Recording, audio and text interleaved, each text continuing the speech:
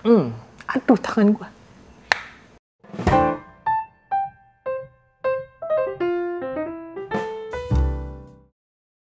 Baru 2 minggu gue pakai langsung gue balikin HP ini. Kenapa? Gue kasih tahu jawabannya di belakangnya. Pengen HP yang beda dari yang lain? Ya udah, nggak salah lagi kalau kamu milih Galaxy Z Flip 3. Halo semuanya, gue Mikal dan kali ini kita bakalan bahas satu HP yang unik ini, Z Flip 3. HP ini adalah sebuah HP dari Samsung yang mungkin bakal jadi trendsetter untuk HP-HP kedepannya. Oke, gue mungkin nggak bakalan banyak bahas dari segi spesifikasi dan HP ini sebagus apa performanya, karena pasti udah banyak yang bahas sebelum gue, tapi lebih ke arah pengalaman unik apa yang bisa diberikan dari HP yang satu ini. Jujur aja, pas pertama kali Z Flip 3 dan Z Fold 3 dikeluarkan, yang menarik perhatian gue pertama kali itu si Z Flip 3 ini. Kenapa? Ada beberapa alasan, tapi sebenarnya ada satu alasan penting yang nggak bisa tergantikan oleh HP manapun yang ada yang dijual secara resmi sekarang ini. Ntar gue kasih tahu. Pertama, HP ini punya desain yang paling kompak di tangan untuk sekarang ini, setidaknya dalam keadaan tertutup ya. Dalam keadaan tertutup, HP ini jadi ringkas banget dan mudah banget dibawa kemana-mana. Selain bentuknya yang kecil, HP ini juga terlihat premium, stylish dan fashionable dengan ataupun tanpa casing sama sekali. Kedua, HP ini memiliki ketahanan layar yang lebih kuat dibandingkan kedua generasi sebelumnya. Setidaknya itu yang gue rasakan ketika memegang layarnya yang sudah berasa jauh lebih kekar dibandingkan sebelumnya. Ketiga, HP ini memiliki layar depan yang lebih besar, jadi lebih fungsional untuk melihat notifikasi apa saja dan bisa juga dijadikan viewfinder untuk melihat muka kita ketika kita sedang menggunakan kamera belakangnya dalam keadaan tertutup. Dan to be fair, selfie dengan kamera belakangnya bisa menampilkan hasil yang jauh lebih bagus dibandingkan dengan kamera selfie-nya.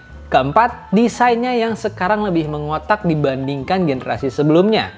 Desainnya ini sekarang bisa dibilang jadi lebih maskulin, jadi cowok pun juga nggak merasa risih ketika menggunakannya. Secara pribadi sih, desainnya ini menurut gua adalah desain unisex yang bisa digunakan oleh pria maupun wanita. Kelima, desainnya yang clamshell ini memiliki engsel yang bisa ditekuk bebas 180 derajat.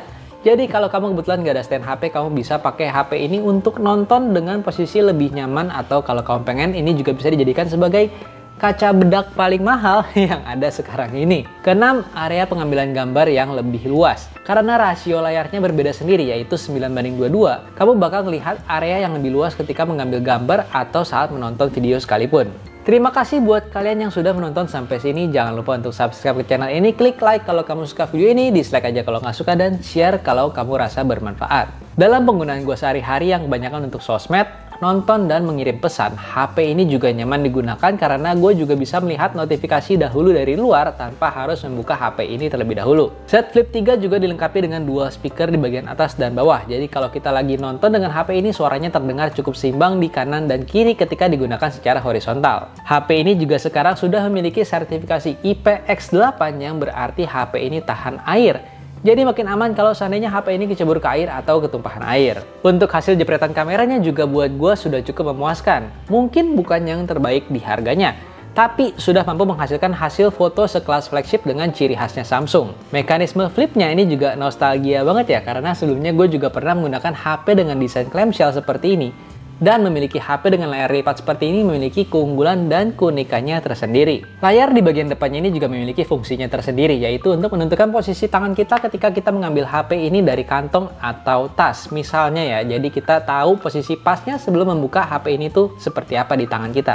Keunikan pertama adalah karena bentuknya yang memanjang. Gua pribadi tuh nggak bisa menggunakan HP ini dengan satu tangan karena jarak dari bawah ke atasnya tuh sangat panjang. Jadi buat gua HP ini tetap harus digunakan dengan dua tangan. Masih karena layarnya yang lebih panjang dibandingkan HP lain, maka beberapa format video yang tampil di layar ini juga tidak bisa maksimal. Seperti contohnya video IGTV yang agak terpotong sedikit di bagian kanan dan kiri layar. Satu hal yang paling sering kita lakukan ketika menggunakan HP tentunya adalah scrolling ya. Dan yang gue rasakan ketika scrolling dengan refresh rate 120Hz pakai HP ini lagi-lagi di bagian samping lipatannya yang selalu terasa jeglokannya ketika gue scrolling HP ini dari bagian paling luarnya. Kemudian untuk tombol powernya ini juga sudah jadi satu dengan fingerprint scanner fisik. Nah, menurut gue pribadi, fingerprint fisik di bagian tombol power untuk sekarang adalah solusi pengenalan biometris yang paling efisien. Paling nggak sering error dibandingkan fingerprint scanner di dalam layar, dan karena kita juga sering menggunakan masker, maka face recognition juga semakin nggak efektif.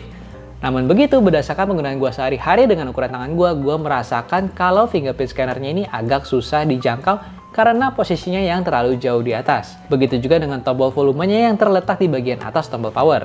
Satu hal yang gue suka dari HP ini adalah ketika covernya ditutup dan digunakan sebagai music player, mapping tombol volumenya juga berubah sesuai dengan posisi normal kita ketika menggunakan HP. Tombol bagian atas jadi tombol volume plus dan tombol bagian bawah jadi tombol volume minus. Buat kalian yang suka pakai dua nomor di satu HP, maka di HP ini kalian bisa menggunakan satu nano SIM card dan satu eSIM. Yes, HP ini hanya punya satu slot SIM card. Jadi kalau mau pakai satu SIM card saja, pastikan ini nomor yang bisa paket data dan bisa ditelepon sekalian. Ukuran baterainya juga bisa dibilang imut untuk HP zaman sekarang, yaitu di 3300 mAh. Tapi dalam pemakaian gue sehari-hari, HP ini sanggup bertahan seharian tanpa harus ngecas. Mungkin juga karena HP ini sering berada dalam keadaan tertutup kali ya. Dan untuk pengisian dayanya hanya 18 watt aja. Terus kalau kalian gunain HP ini untuk ngevlog dalam keadaan tertutup, maka hasil foto atau videonya itu hanya bisa muncul dalam rasio 1:1 saja. Dan itu belum bisa diubah untuk sekarang ini. Dan target pasarnya HP ini tuh menurut gue adalah orang-orang yang trendy, fashionable, dan orang-orang yang pengen nyobain sensasi pakai HP dengan layar lipat. Bukan orang yang pikirannya hanya tentang spesifikasi aja. Terakhir, satu hal yang hanya bisa didapatkan oleh HP ini adalah kepuasan ketika kita menutup telepon dengan menutup flipnya ini. Yes, puasnya ini terasa beda. Kayak gemes aja gitu. Lalu pertanyaannya, kenapa gue ngembalikin HP ini ke Samsung? Padahal kelihatannya gue tuh puas banget ya pakai HP ini. Jawabannya sebenarnya sederhana, karena gue nggak ada uang.